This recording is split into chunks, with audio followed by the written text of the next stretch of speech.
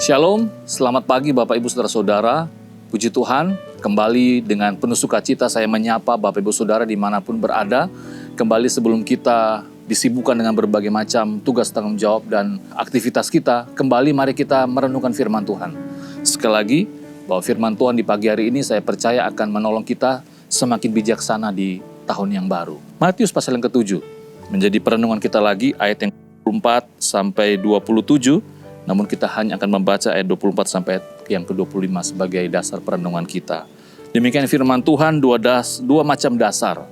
Setiap orang yang mendengar perkataanku dan melakukannya, ia sama dengan orang yang bijaksana, yang mendirikan rumahnya di atas batu. Kemudian turunlah hujan, datanglah banjir, lalu angin melanda rumah itu. Tetapi rumah itu tidak rubuh sebab didirikan di atas batu. Bapak Ibu Saudara yang terkasih, dari pembacaan firman Tuhan kita di pagi hari ini saya mengangkat tema menjadi semakin bijak di tahun yang baru bagian yang kedua. Di bagian yang kedua ini berbicara tentang semakin bijak, seperti renungkan di perenungan kita sebelumnya bahwa semakin bijak atau semakin bijaksana berarti kita ya topak dan lebih berhati-hati dalam menjalani kehidupan ini. Yang menarik saat Tuhan Yesus menyampaikan firman Tuhan dalam perikop ini, kita bisa melihat setelah yang ke-24, Tuhan Yesus berkata setiap orang yang mendengar perkataan dan melakukannya, ia sama dengan orang yang bijaksana, yang mendirikan rumahnya di atas batu. Kemudian turunlah hujan, berbicara tentang persoalan hidup, berbicara tentang tantangan kehidupan. Kadangkala itu seringkali datangnya tiba-tiba, datangnya mendadak. Tapi yang menarik Bapak Ibu Saudara terkasih, mungkin berbicara tentang konteks hidup, mungkin kita sudah biasa menghadapinya. Kita sudah biasa melewatinya. Mungkin di sebagian besar kehidupan kita, di separuh masa kehidupan kita, itu kita lewati dengan berbagai macam pergumulan dan tantangan. Tetapi yang lebih menarik ingin saya sampaikan di pagi hari ini adalah berbicara tentang bagaimana firman Tuhan itu membuat kita semakin waspada. Semakin waspada. Waspada terhadap apa?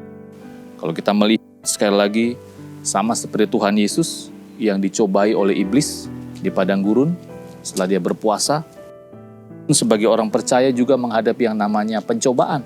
Kalau kita melihat kembali di Kejadian pasal yang ketiga, Adam dan Hawa sekali lagi tidak mengira dan tidak berpikir bahwa ternyata mereka akan dicobai oleh iblis, akan digoda oleh iblis. Dari situasi seperti ini, kita juga sebagai orang percaya dituntut waspada.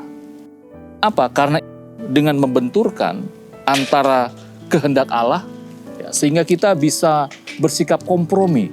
Ya, kita bisa bersikap kompromi terhadap godaan, terhadap tantangan tersebut, terhadap hal-hal yang kita anggap bahwa itu manusia pada umumnya juga melakukan hal tersebut. Sekali lagi dalam konteks kita sebagai orang percaya, sebagai anggota gereja Kristen Nazaren, kita selalu ingat semboyan kita, kudus bagi Allah. Dalam pengertian saya berbicara tentang kekudusan, sekali lagi bukan saja kita bicara tentang bahwa kehidupan kita adalah orang-orang yang harus menjaga setiap perkataan, menjaga setiap apa yang kita pikirkan, menjaga apa yang setiap kita tuturkan, tetapi juga mari kita dalam menjaga kewaspadaan dalam kehidupan kita. Seringkali dalam pergaulan kita, apalagi dalam konteks Bapak Ibu Saudara nanti saat ke kantor misalnya, saat sementara istirahat, mungkin seringkali kita santai dengan teman-teman, kita ngopi dengan teman-teman, lalu kadangkala kita bercanda dengan perkataan-perkataan yang tidak senonoh. Kadangkala dalam konteks kita sebagai keluarga, seringkali kita ngobrol dengan anggota keluarga yang lainnya, kita seringkali tidak sengaja mungkin mengucapkan hal-hal yang menjadi rahasia dalam rumah tangga kita. Nah, sekali lagi, mari waspada. Firman Tuhan akan menolong kita, akan membuat kita semakin waspada. Apa yang harus kita ucapkan, apa yang harus kita perkatakan di dalam kehidupan kita hari ini. Kiranya firman Tuhan di pagi hari ini kembali dapat menolong kita sebagai orang percaya, agar kita bukan saja kita waspada dan semakin kuat berbicara dalam konteks tantangan, pergumulan hidup, tetapi juga waspada terhadap godaan dari si jahat tersebut. Kita berdoa. Tuhan, terima kasih.